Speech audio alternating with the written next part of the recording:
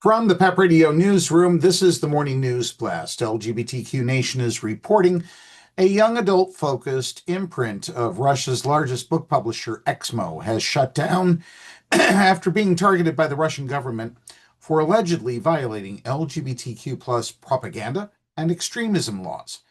Popcorn Books launched in Moscow in 2018. Its website states that it is for 18-plus readers and describes its books as exciting fiction for young adults and adults that touches on topics which are still regarded as controversial in today's Russia. These are books about queer characters, self-identification, racism and sexism, mental health issues, and more, the site explains. Under Russian law, so-called LGBTQ plus propaganda has been banned in the presence of minors since 2013. In late 2022, Russian President Vladimir Putin signed legislation expanding the 2013 law to effectively outlaw any public expression of LGBTQ plus life in the country. And in 2023, Russia's Supreme Court declared the International LGBT Social Movement an extremist organization. In May of last year, the distribution director for Eksmo, Anatoly Norovayatkin, was detained by law enforcement officials along with 10 other people associated with the company. Officials seized books from Popcorn and accused detainees of spreading LGBTQ plus propaganda in violation of Russian law.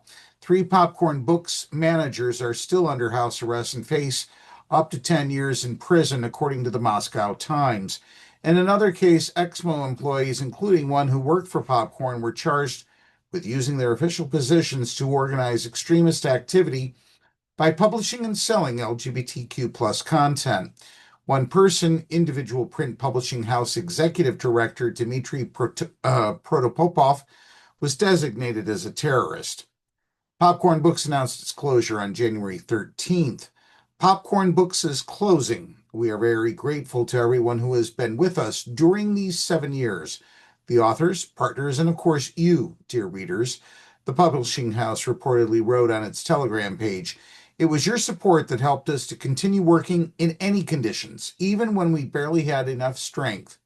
But we have always found strength in you.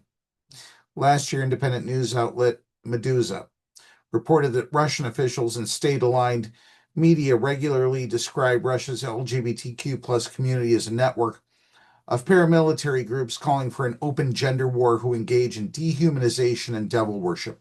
Sounds much like the Trump regime. That's the news blast for this hour.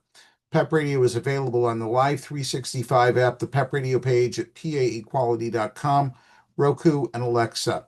Up next, we have the Meadville area weather forecast here on PEP Radio.